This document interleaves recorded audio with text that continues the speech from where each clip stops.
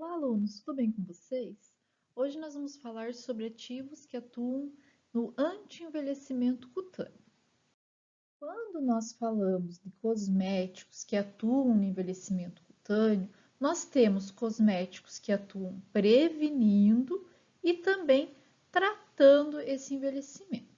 Na prevenção, nós temos a hidratação, a fotoproteção, por isso, prevenção, ele está protegendo de radicais livres, protegendo de danos causados pela radiação, que a gente já falou semana passada sobre isso, e também combate as espécies reativas de oxigênio, que seriam os antioxidantes. No tratamento, nós também vamos ter hidratação, combate a essas espécies reativas de oxigênio, remoção de manchas, renovação celular e estímulo da síntese de colágeno. Temos outros tratamentos também, como por exemplo, botox, preenchimento facial, que a gente também vai falar um pouquinho na aula de hoje. Quando nós falamos de hidratação cutânea, lembrando que eu falei no slide anterior, ele vai atuar tanto na prevenção quanto no tratamento do envelhecimento. O que é a principal característica quando a gente fala de hidratação cutânea? Uma delas é a integridade da camada córnea. Então, se a camada córnea ela estiver íntegra, se as minhas células, meus corneócitos estiverem bem enfileirados, bem próximos, nós vamos ter uma menor perda de água para o ambiente e, consequentemente, uma hidratação. Lembrando que a gente perde água, perda de água transepidérmica, normalmente para o ambiente, o tempo todo nós estamos perdendo água, principalmente se a umidade relativa do ar estiver menor, estiver mais baixa. E essa perda de água ela vai ser maior quando a minha pele está menos íntegra, quando a minha camada córnea está menos íntegra. E quando a camada córnea estiver bem íntegra, uma quantidade grande aí de células, de corneócitos, extremamente enfileirados, bonitinho, um justaposto o outro, um do lado do outro, eu vou ter uma perda menor de água. E isso vai fazer com que ocorra uma hidratação maior da minha pele. Quando a gente fala aí de fator de hidratação natural, lembram-se lá dos compostos da nossa pele que são higroscópicos e hidrofílicos. O que significa? Eles têm grande afinidade pela água. Quando esses compostos eles estão na concentração exata dentro da nossa pele, vão fazer com que a água seja retida dentro da pele. E isso é extremamente importante.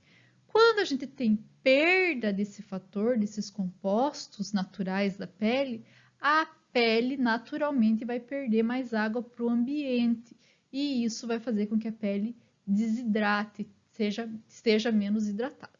Então, quando a gente fala hidratação, nós precisamos ter uma camada córnea íntegra, para que não ocorra perda de água, que é uma coisa normal da pele, e compostos que auxiliam no fator de hidratação numa concentração exata. O que nós podemos fazer quando a gente fala de cosmético? Melhorar essa integridade da camada córnea, que vai diminuir a perda de água para o ambiente, e também colocar dentro das nossas células, dentro da nossa pele, fatores de hidratação natural, ou seja, compostos que vão atuar retendo a água dentro da pele, tá? A aplicação, como a gente já falou, é tanto na prevenção quanto no tratamento. Auxilia também em tratamento de outras alterações cutâneas. A hidratação vai auxiliar, por exemplo, na queratose actínica. Quando a gente tiver uma hidratação melhor, ela vai ter uma menor queratose, pode até prevenir essa queratose. Também a hidratação vai fazer com que a gente tenha uma melhora na firmeza e na elasticidade da nossa pele. A hidratação cutânea ela tem 3 mecanismos: a oclusão, umectação e hidratação ativa. A gente vai falar sobre cada um deles. Primeira forma de hidratação que eu vou falar para vocês é a oclusão.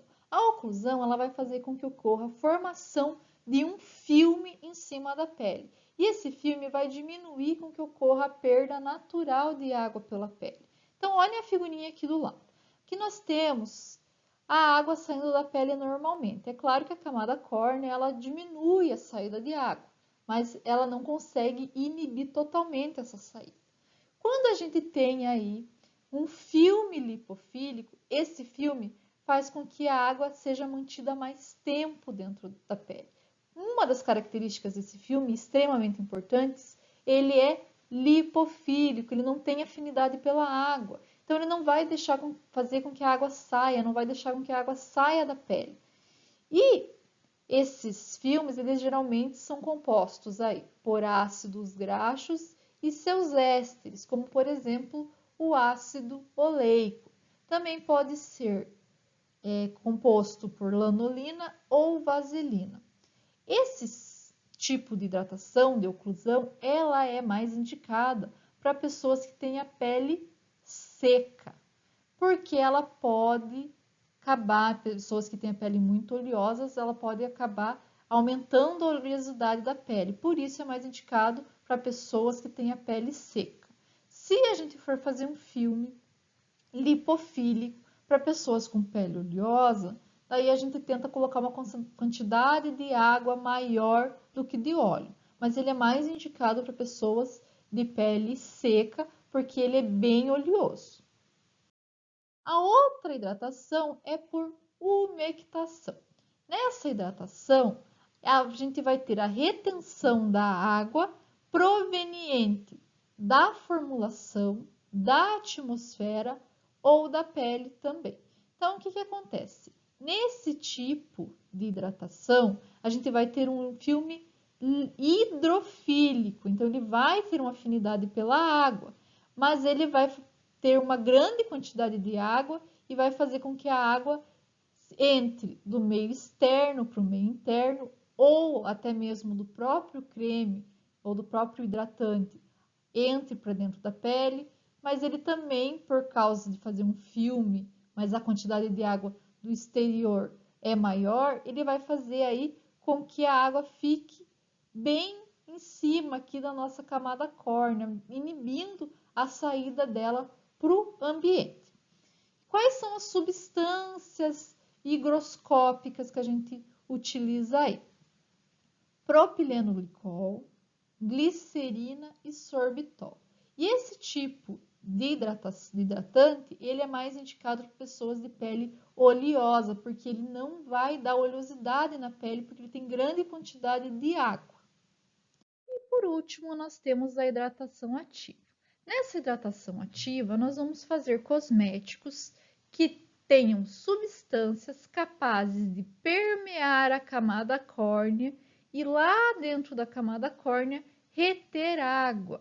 Isso está ligado ao fator de hidratação natural. Então, nesses cosméticos que a gente faz com capacidade de hidratação ativa, geralmente a gente utiliza compostos que já tem na pele, como por exemplo, ureia, vitamina E, ácido hialurônico, que são comuns ao nosso organismo. Então a gente já tem na pele, eles só vão ser a pele só vai ser suplementada e faz aí com que então nossa pele consiga reter maior quantidade de água porque eles são hidrofílicos e higroscópicos e por causa disso eles conseguem segurar a água dentro da pele. Geralmente, esses hidratantes eles vão estar na forma de creme ou loção, mas a gente vai ver quando a gente for fazer aula prática que a gente tem também gel cremoso, que é a mistura de creme com gel, mas na maioria das vezes é creme e loção. Outra forma de tratamento do envelhecimento cutâneo é a remoção de manchas. Então, a gente vai ver nos próximos slides como é feita essa remoção para retirar aquelas manchas ocasionadas por causa do fotoenvelhecimento. Mas antes da gente falar propriamente dos ativos, vamos relembrar como ocorre a melanogênese, para vocês poderem entender também como é o mecanismo de ação desses ativos. Então, a melanogênese é o processo de formação da melanina.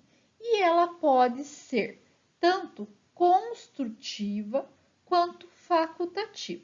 Construtiva é quando a gente tem a determinação pelos genes, ou seja, cada pessoa tem uma coloração de pele e vai produzir melanina naturalmente. Então, construtivamente, nós vamos ter a produção por causa dos nossos genes que vão produzir a melanina para dar cor da nossa pele. Já a facultativa, ela vai ser devida à exposição solar ou fontes artificiais que têm espectro de UV. E como que ocorre essa produção de melanina? A produção ela vai ocorrer no interior dos melanossomas e vai ser produzido aí pelos melanócitos, e esses melanossomas que estão dentro dos melanócitos, eles também vão transportar para os queratinócitos essa melanina. Então, vamos entender um pouquinho melhor como ocorre essa melanogênese. Então, olhem aqui, nós temos o nosso melanócito, né, que ele é muito bonito, e é dentro dele que vai ocorrer a produção de melanina. Mas não é bem dentro dele, é dentro dessas vesículas que tem nele aqui, chamada melanossoma. Então, o melanossoma, ele vai produzir a melanina e vai levar essa melanina até os nossos queratinócitos. Então, essa bolsa, digamos assim, ela chega lá no queratinócito com uma alta concentração de melanina. Quando ela chega lá, o que acontece? O nosso queratinócito ele vai degradar a bolsa, fazendo com que a melanina saia de dentro da minha célula. E isso faz, então, com que a melanina seja distribuída dentro do queratinócito. Lembrando que a melanina ela é produzida pelos nossos melanócitos para a prevenção da radiação UV. Então, a radiação UV vai induzir. Por quê? Porque a melanina ela é escura e ela vai fazer com que ocorra uma proteção no meu DNA, lá no meu núcleo, por causa que não vai deixar passar a radiação solar, beleza? E como que é, professora, que ocorre bem certinho, como que é a metabolização dessa melanina? Então, nossas células, elas têm tirosina. A tirosina, ela é produzida pelo retículo endoplasmático rugoso. Então, nós temos tirosina dentro da célula. Quando a enzima tirosinase atua sobre a tirosina, ela vai fazer com que a minha tirosina vire L-dopa, que quer dizer 3,4-dihidroxifenilalanina, lanamida, desculpa. Mas vamos decorar como L-dopa. Depois, essa L-dopa, ela vai ser novamente convertida pela tirosinase em dopaquinona. Essa dopaquinona, por sua vez, ela pode ser transformada pela cisteína em felmelanina, e caso a gente não tenha, ouçam bem, cisteína ou tenha uma alta quantidade de dopaquinona, é ativado aí a oxidação e polimerização novamente pela tirosina 1 e tirosina 2, formando a L-melanina. A felmelanina, como a gente já comentou, é aquela coloração mais amarela ou vermelha da nossa pele. Já a L-melanina, ela atua numa coloração mais marrom, tá? O que acontece? Quando a pessoa tem pouca produção aqui de dopaquinona, a cisteína ela não vai estar totalmente ocupada e vai produzir só felmelanina. Agora, quando a gente tem uma alta produção de dopaquinona, nós vamos ter tanto a produção de felmelanina quanto a de L-melanina. quanto maior a produção de L-melanina, mais escura vai ser a coloração da pele, mais moreno a gente vai ficar quando toma sol, por exemplo, tá? Espero que vocês tenham entendido mais ou menos. Qualquer coisa me mande uma mensaginha que eu explico novamente, mas eu acho que ficou bem claro de como ocorre a produção aí de felmelanina e de L-melanina. Devido à exposição solar sem proteção, sem protetor solar, a nossa pele ela pode ter melasmas e manchas de fotoenvelhecimento. Os melasmas também são manchas, pessoal, só que eles são mais registrados no rosto e no colo. Já as manchas de fotoenvelhecimento, elas podem estar em outras regiões do corpo. E o que acontece? Em certas regiões, a gente tem uma alta produção de melanina. Em outras regiões, desculpa, tem menos produção. Essas manchas, principalmente esse melasma, ele é mais comum em mulher. Ele está muito ligado ao fator hormonal, tá? E como tratamento dessas manchas, nós temos os agentes clareadores. Esses agentes clareadores, eles vão atuar no distúrbio dessa hiperpigmentação, né, em uma região específica, manchas por fotoenvelhecimento e também nesses melasmas, que são essas manchas escuras, principalmente no nosso rosto. Esses agentes clareadores, eles vão atuar na biossíntese da melanina, então eles vão inibir essa biossíntese, vão atuar no transporte desses glândulos de melanina, que seriam lá nos nossos melanossomos, lá nos nossos melanossomos, que transporta essa melanina do melanócito para os nossos queratinócitos, oxidação da melanina e destruição dos melanócitos. Essa destruição ela também pode causar alguns problemas para a nossa pele, né? Porque a falta da produção de melanina vai fazer com que nós não tenhamos tanta proteção. Então, a gente sempre cuida muito para que não ocorra, propriamente dito, a destruição do melanócito. O primeiro ativo que nós iremos falar é a hidroquinona. A hidroquinona, eu acho que vocês já ouviram falar sobre ela, porque é um ativo que foi muito utilizado há uns anos atrás para clareamento de pele. O que a hidroquinona faz? Ela inibe a tirosinase. Devo abrir um parênteses aqui para falar um pouquinho para vocês, que eu esqueci quando a gente falou de melanogênese. A tirosina, ela é incolor. Ela só passa a ter coloração a partir do momento que ela é convertida pela tirosinase, tá? Então, pensem assim, se a gente inibe a tirosinase, não vai ter aparecimento de cor na pele.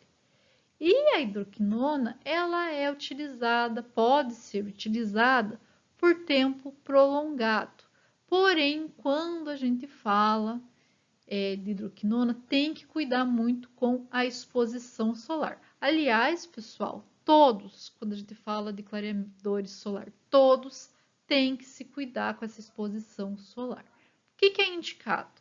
Fazer clareamento da pele no inverno, porque você vai se expor por menos tempo ao sol, e usar esse agente sempre à noite. Daí, durante o dia, né, de manhã, você lava o rosto e utiliza protetor solar, que vai evitar que nós tenhamos aí os efeitos controversos. O que é esses efeitos controversos? A hidroquinona, quando utilizado e exposto ao sol, faz com que ocorra aparecimento de mancha na nossa pele. Então, às vezes, as manchas ficam piores do que eram antes. Então, tem que ter um grande cuidado na exposição solar quando você está fazendo clareamento de pele. Esse efeito adverso dela é tão ruim que nos Estados Unidos ela foi até retirada de circulação por causa desse efeito adverso. A hidroquinona, até coloquei aqui para vocês a moléculazinha de hidroquinona, tá? ela é instável. Ela não tem uma boa estabilidade. Isso também é uma coisa ruim, porque quando a gente faz um creme, essa instabilidade dela pode prejudicar também a estabilidade do nosso creme e não vai ter o efeito desejado. Ela oxida com muita facilidade. Por isso também, quando a gente faz nosso ativo, nosso cosmético, nós temos que colocar uma grande quantidade de antioxidante. E a gente sabe que tem uma concentração, né, máxima desses antioxidantes, que eu já falei para vocês em alguma aula atrás aí. Ela vai ser encontrada na forma de cristal e, por causa desses efeitos adversos, a gente acaba associando ela com ácido cógico ou com alfa-hidroxiácidos, tá? O ácido cógico, por sua vez, ele também vai ser muito utilizado na hiperpigmentação, no tratamento da hiperpigmentação pós-inflamatória.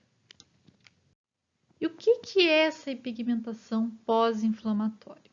É quando a gente tem um aumento da pigmentação da pele numa região que sofreu inflamação. Por exemplo, acne. Então, ele é muito utilizado quando a gente tem mancha de acne. E quando eu falo em mancha de acne, não só no rosto, no resto do corpo. Então, ele é muito utilizado para tirar essas manchas, tá? Também é utilizado no tratamento de melasmas, lá que são aquelas manchas que ocorrem principalmente em mulheres, no rosto. Também vai atuar inibindo a enzima tirosinase e tem ainda mais uma ação importante, que é a ação antioxidante. Então, ele também auxilia no combate a radicais livres. E no creme, ele também atua como antioxidante. Então, quando a gente faz um creme com ácido córico, a gente pode utilizar uma quantidade menor de antioxidante. Nosso outro agente clareador é o ácido azelaico. O ácido azelaico ele vai atuar sobre a tirosina como quelante de íons. Desta forma, ele vai quelar o íon presente nesta enzima e bloquear todo o mecanismo de produção da melanina, promovendo a diminuição da formação do nosso pigmento. Existem também outros agentes despigmentantes, como a vitamina C e E, os esfoliantes e os retinóides. Esses agentes eles não vão atuar diretamente, alguns vão, mas a maioria, digamos assim, não vai atuar diretamente na síntese de melanina. Eles vão atuar de outras formas, tá? A gente vai ver sobre cada um deles. Como eles não atuam somente como despigmentante, como clareador, e tem outros efeitos no rejuvenescimento da pele, eu deixei eles separados, tá? Então, a gente vai falar sobre cada um deles a partir de agora. O ácido ascórbico, que é conhecido popularmente como vitamina C, ele vai atuar tanto como agente despigmentante como tratamento do fotoenvelhecimento para outras patologias. Então, normalmente, a gente já tem ácido ascórbico na nossa pele, principalmente nos altos níveis da epiderme, então na superfície da epiderme.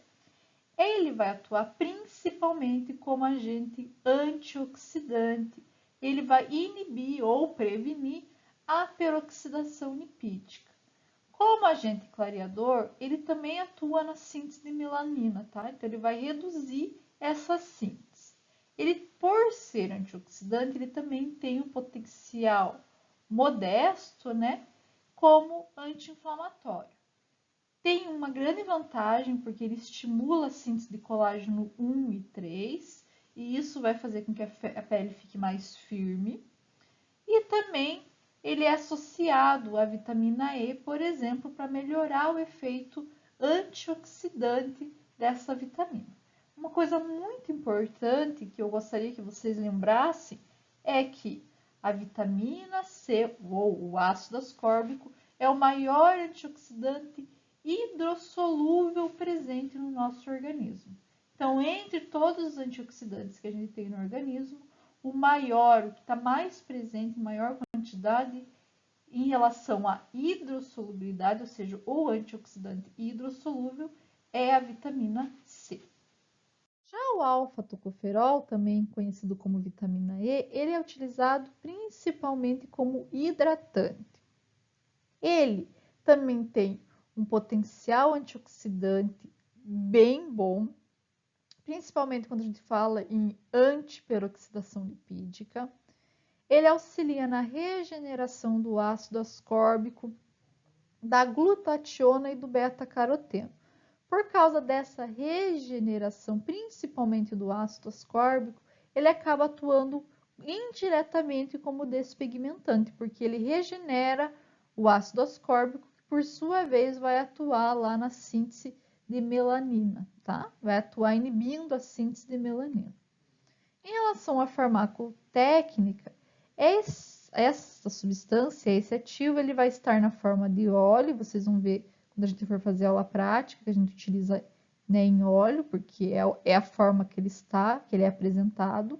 E isso é extremamente importante porque tem uma facilidade, principalmente quando a gente fala em incorporação e emulsão óleo em água. O problema da vitamina E é que ela é extremamente instável. E essa instabilidade, quando a gente fala de produção de creme, por exemplo, pode trazer um malefício muito grande. A vitamina E, para ser estável, ela tem que estar numa formulação onde o pH é 5 e 8. Não vamos esquecer isso, eu vou colocar até na prova. Dica de prova: pH da vitamina E. pH para a vitamina E estar estável, entre 5 e 8. Lembrando que a nossa pele, o pH da pele é entre 4,7 e 5,7. Então, quando a gente faz um creme, a gente tenta colocar um pH próximo da pele, né? Então, para a vitamina E estar em um creme, para ela estar estável no creme, a gente tem que aproximar aí a um pH 5, mais ou menos. Mas a estabilidade dela vai entre 5 e 8. Por que eu falo isso? Além dessa instabilidade por causa do creme, ela também é instável quando ela fica na presença do sol, então tem que colocar em um frasco âmbar, tá? O ar também, ó, por causa do oxigênio, também traz instabilidade para esse ativo. Então tem que ter tudo um cuidado especial quando a gente vai produzir creme com vitamina E. Lembrando que essa instabilidade faz com que o ativo ele degrade facilmente, deixando o creme escuro, prejudicando aí não somente o efeito, mas também o creme em geral, porque o creme ele acaba ficando escuro, acaba não tendo mais a emulsão desejada, modificando as características físico-químicas do creme. Então tem que ter bastante cuidado quando a gente fala em creme com vitamina E. Uma característica da vitamina E é que ela é o maior antioxidante lipossolúvel presente no organismo. Então, lembram que a vitamina C era o maior hidrossolúvel, já a vitamina E é o maior lipossolúvel. E isso é muito importante vocês saberem, porque é mais um ativo que nossa pele já tem e a gente vai auxiliar aí na reposição da nossa pele. Então, quando a gente vai envelhecendo, nós perdemos, por exemplo, a vitamina C, perdemos vitamina E, e a gente, como cosmético, no cosmético, nós podemos repor aí esses ativos que foram perdidos pela idade. Já os esfoliantes, eles podem ser físico-mecânico, enzimáticos e químicos. Os esfoliantes físico-mecânicos são aqueles que vão atuar de forma abrasiva. Geralmente são aqueles, por exemplo, que são feitos com semente. Vocês já ouviram falar semente de maracujá? Que o que acontece? Quando você passa ele na pele, ele vai esfoliar, vai retirar as camadas de pele morta. Então, eles vão agir por atrito. Eles são substâncias abrasivas que vão agir por atrito lá na camada córnea, vão deixar a camada córnea mais refinada, tá? E eles podem ser vinculados a creme, gel ou gel creme. Pessoal, eu sempre coloco na prova sobre esfoliante. Muita gente erra, então prestem atenção, tá? Isso aqui é questão de prova, a diferença do agente da esfoliação física, da química e da enzimática. Isso aqui sempre cai na prova e muita gente erra. Como exemplo de substâncias esfoliantes, nós temos na parte vegetal, principalmente, como eu falei no slide anterior, pó de semente. Então, o que acontece? A semente é seca, por exemplo, do maracujá, e depois que ela seca, tritura, né? Fica bem grosseiramente triturado e é utilizado como esfoliante. Em relação ao reino mineral, nós temos aí a pedra pómez em pó, o quartzo em pó, areia e argila. Nós temos também alguns carboidratos muito utilizados, como o açúcar mascavo e o açúcar cristal. Com certeza vocês já viram na internet algum exemplo aí de esfoliante caseiro feito com açúcar. É comum e pode ser utilizado.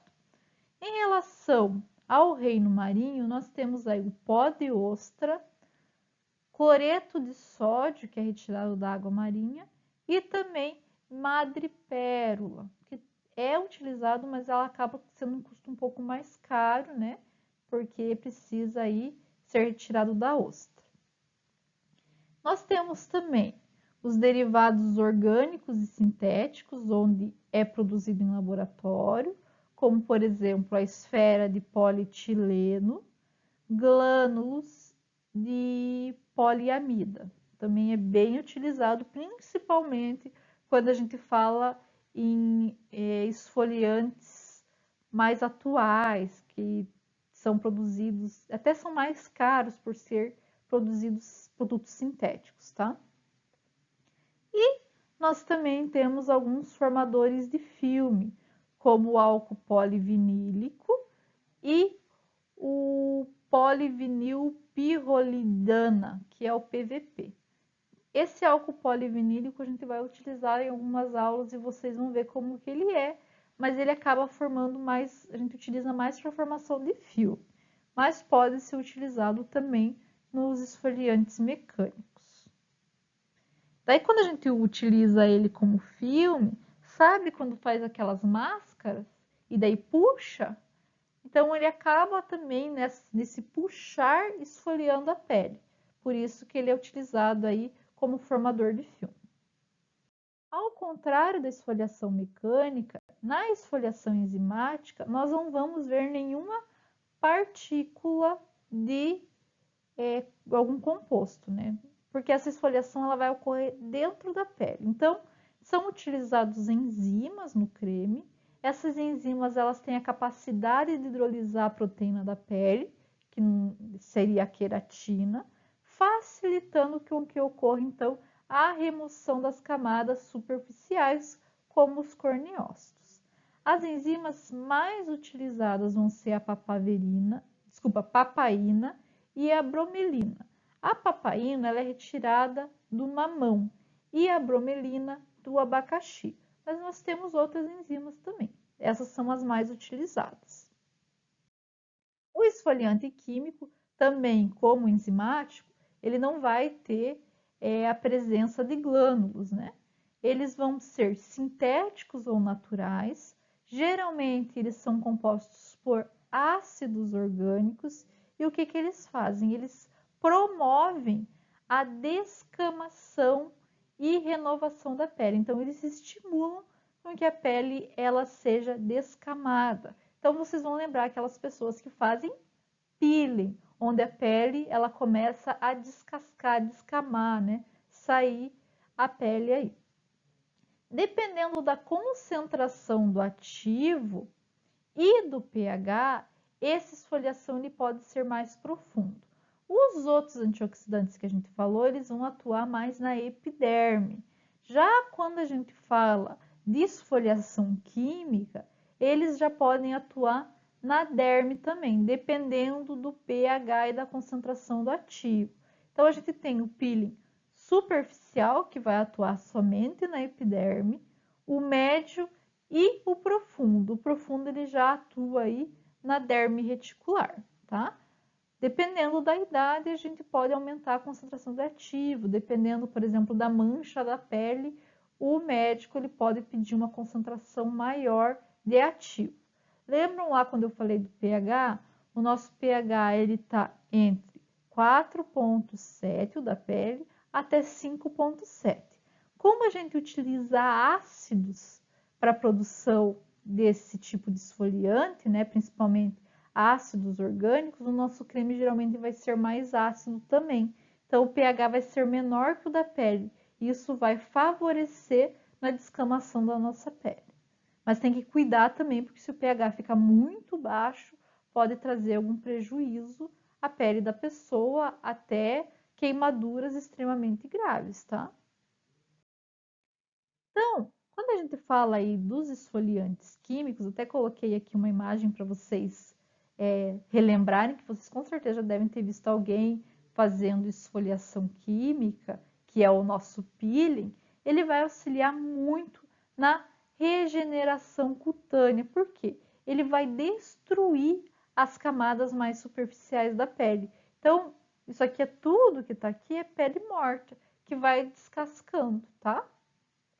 Por causa dessa destruição da pele, ele acaba estimulando o crescimento de uma nova epiderme. Então, ele faz com que ocorra a renovação do extrato core.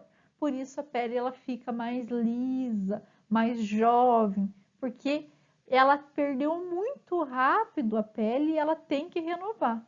Então, além de estimular o crescimento de um novo extrato córneo, ele também estimula a síntese de colágeno, de fibras elásticas e de alguns componentes lá da matriz dérmica, principalmente quando a gente fala de esfoliantes profundos, de peeling profundo. E quando que os agentes esfoliantes químicos são utilizados? Quando nós temos marcas de acne na pele, manchas e também no fotoenvelhecimento. Claro que os agentes esfoliantes, todos eles podem ser utilizados para manchas e para fotoenvelhecimento. Isso é normal, principalmente quando a gente fala somente de mancha superficial. Os esfoliantes mecânicos, eles vão demorar muito tempo para retirar a mancha, por isso a gente prefere os químicos. Os enzimáticos, eles também, que atuam somente na camada superficial, mas todos eles vão atuar como despigmentantes, porque eles vão retirar aquela pigmentação.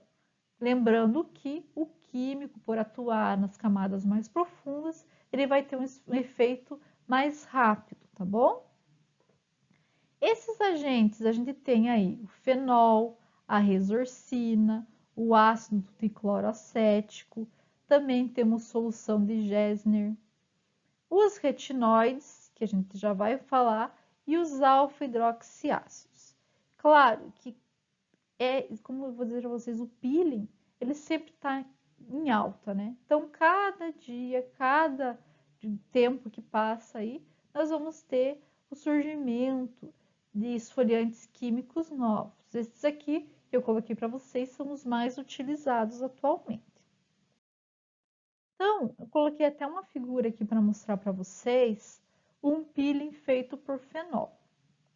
Então, estão vendo aqui o rosto da pessoa antes de fazer a esfoliação química e após a esfoliação, como a gente tem uma renovação drástica da pele nesse tipo de peeling, né? Nesse tipo de esfoliação química.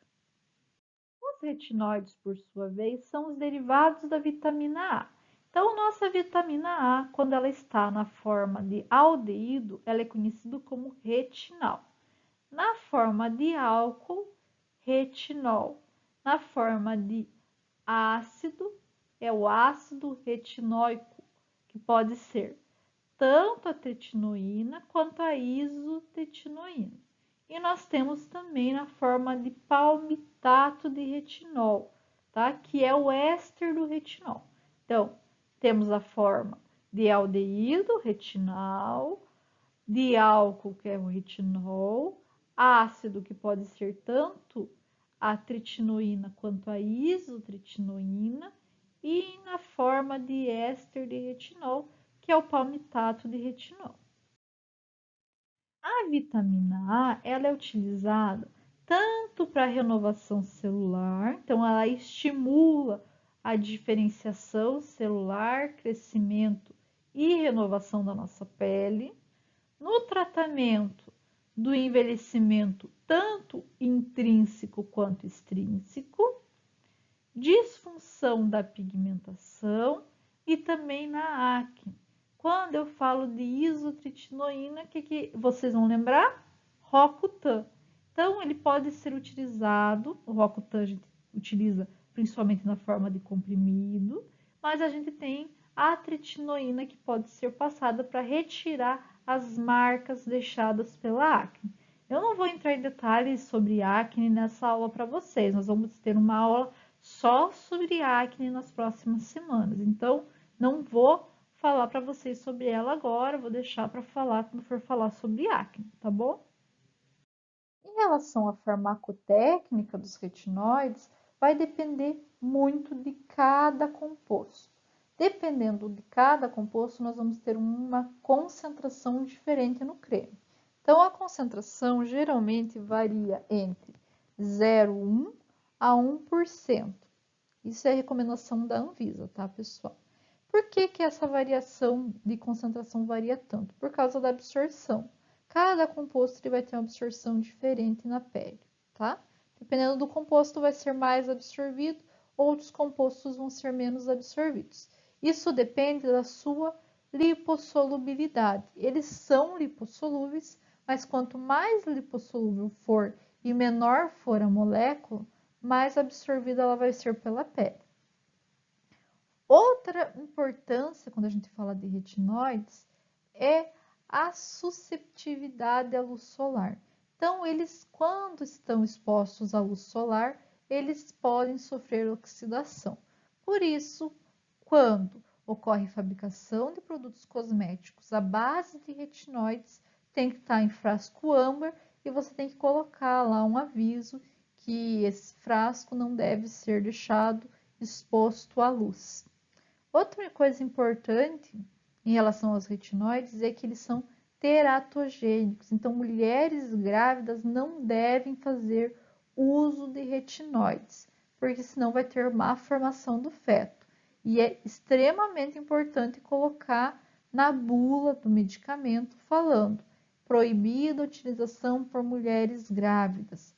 Não sei se alguém de vocês aí já utilizou isotretinoína para acne, mas você tem que assinar até um termo falando que esse medicamento não vai ser dado para outras pessoas, tem que ter um cuidado especial, porque por causa dessa teratogenicidade, tá? Quando a gente for falar de acne, eu vou mostrar o termo para vocês, vou entrar em mais detalhes sobre isso, mas já para vocês irem se assimilando com esse conteúdo. Os alfa-hidroxiácidos também são ativos utilizados no tratamento do envelhecimento cutâneo. Como características, eles são ácidos carboxílicos com hidroxila na posição alfa. São aplicados como queratorregulador, então ele inibe a coesão dos corneócitos, isso faz com que eles não estejam tão justapostos e auxiliam na renovação celular por causa disso. Eles atuam também como antioxidantes, clareadores e também vão reduzir o fotoenvelhecimento. Uma característica importante desses alfa-hidroxiácidos é que eles são utilizados em peeling médio e peeling profundo. Então, eles têm um mecanismo de ação bem forte, digamos assim, onde eles conseguem atingir camadas profundas na nossa pele.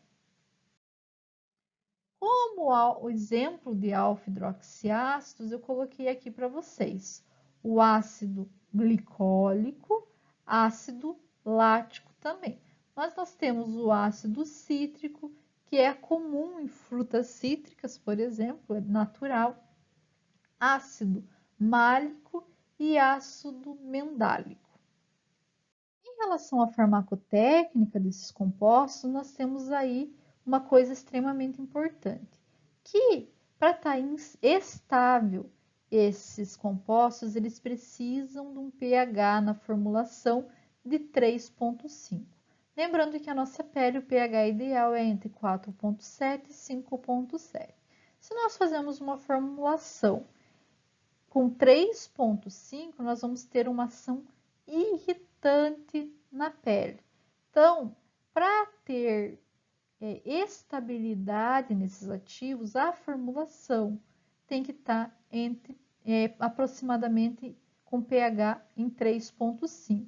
Mas isso pode ocasionar irritação à pele do paciente. Outra coisa importante é a concentração máxima. Então, dependendo do composto, vai ter uma concentração máxima permitida pela Anvisa. Eu coloquei aqui o exemplo do ácido glicólico, que é permitido pela Anvisa até 10% nas formulações. Esses ativos, eles podem ser associados com outros ativos.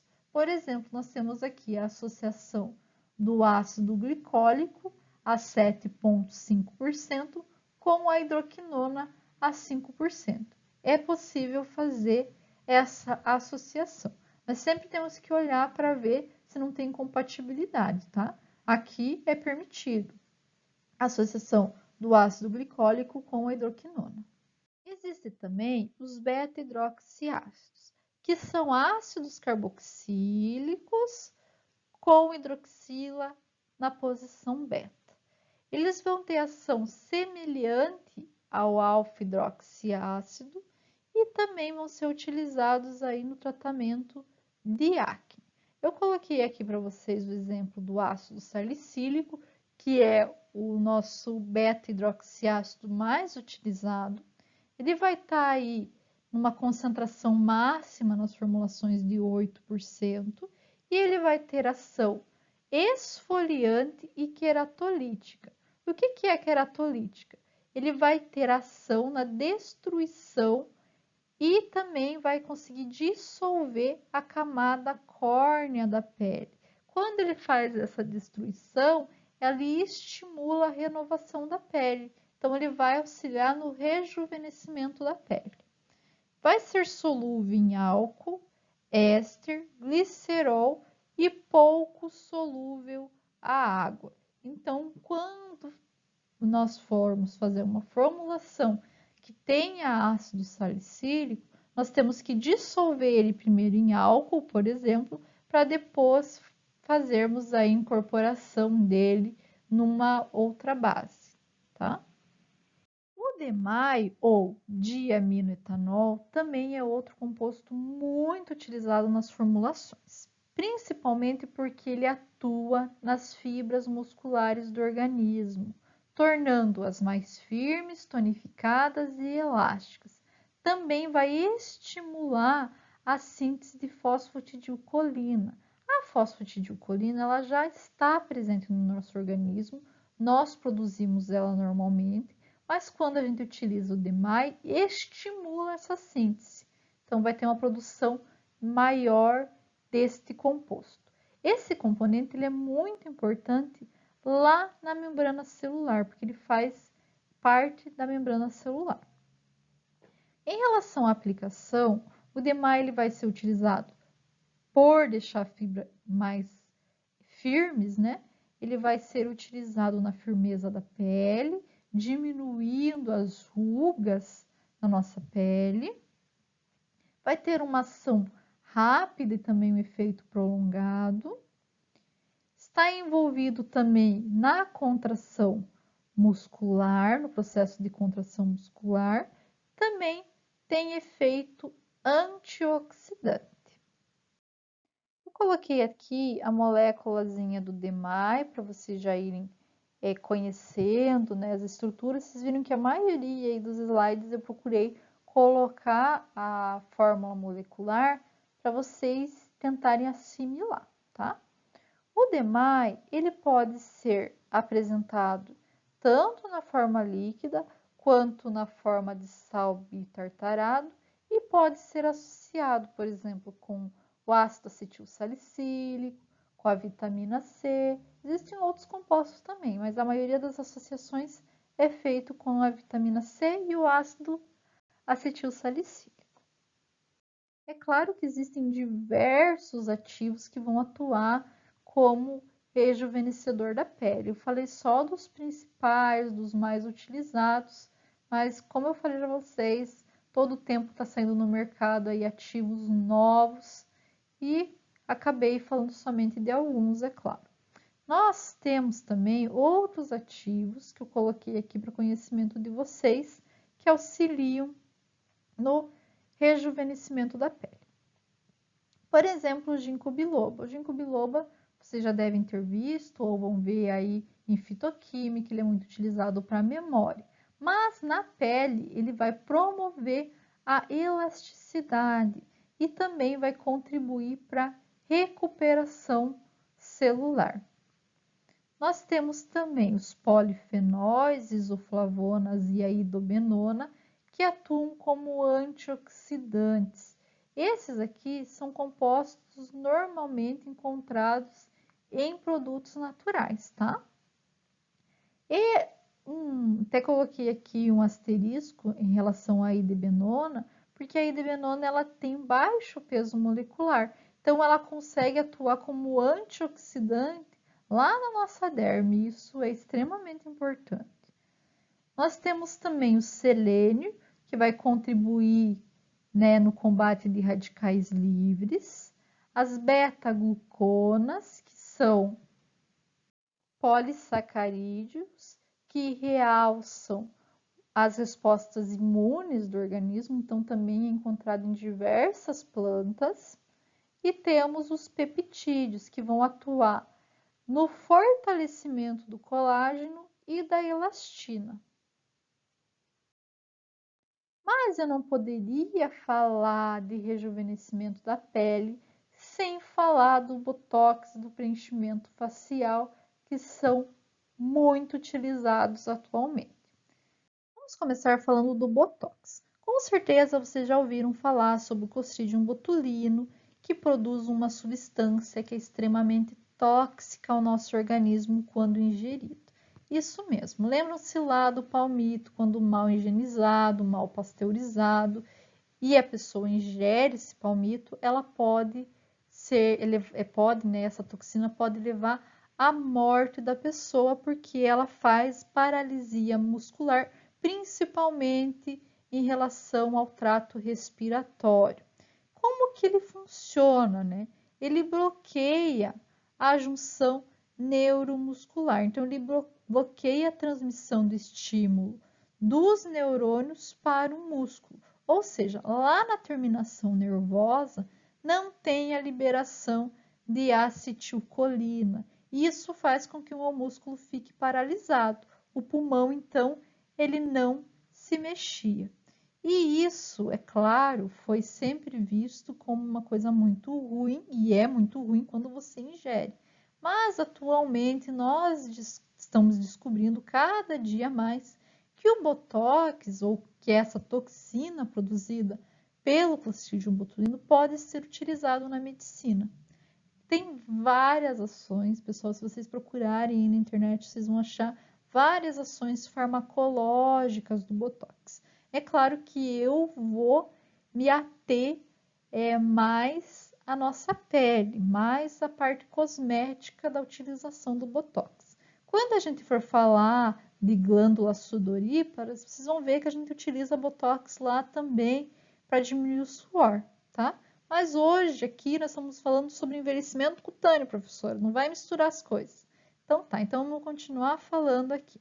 O que acontece? Por causa dessa inibição do estímulo nervoso, ele faz com que o músculo, no local onde é aplicado, fique relaxado. Ou seja, você não consegue contrair mais o músculo daquela região, diminuindo aí a presença de rugas na região.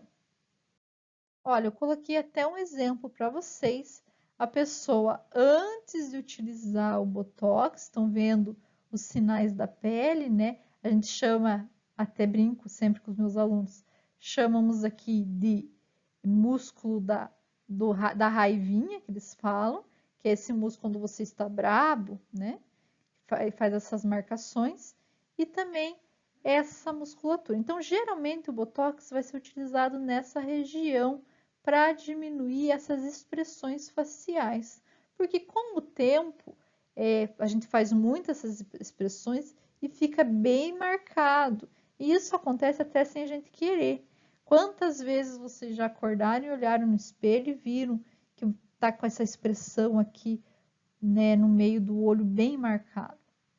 Então, quando a gente aplica Botox, não ocorre mais essa contração do músculo nessa região, tá? Nem na região central dos olhos, nem na testa. E isso não tem efeito pro resto da vida, tá, pessoal? Tem que refazer a aplicação de Botox. Vocês estão vendo aqui essas partezinhas mais brancas? São aonde foram feitas as aplicações do Botox na pele para diminuir essas rugas devido à expressão. Já o preenchimento facial, ele vai preencher algum lugar da nossa pele. Então, a gente vai utilizar substâncias para preencher a pele. Geralmente, ele vai ser utilizado para suavizar algumas rugas. Ao contrário, lá, ouçam bem isso, ao contrário do Botox, que fazia relaxamento da musculatura, aqui nós vamos ter substâncias que vão preencher aonde está profundo, tá? A principal utilização dele é no sulco nasogeniano, que também é conhecido como bigode chinês, que é essa região aqui na nossa boca. Então, olhem aqui, antes da pessoa fazer preenchimento e depois a diferença. Como principais substâncias utilizadas no preenchimento facial, nós temos o colágeno, o ácido hialurônico, a hidroxiapatita de cálcio, que vai ser utilizada nos vínculos mais profundos, como por exemplo no suco vasogeniano, o ácido polilático e a gordura humana, ou gordura autóloga. O que é essa gordura autóloga? É quando você retira a gordura de uma região e coloca em outra região. Então, vocês podem, por exemplo, retirar a gordura da pele para colocar nesses sulco-vasogenianos, tá? Então, pessoal, por hoje é só. Espero que vocês tenham gostado da aula. Qualquer dúvida, me mandem mensagem, me mandem e-mail, beleza? Tenham um bom final de semana e até mais.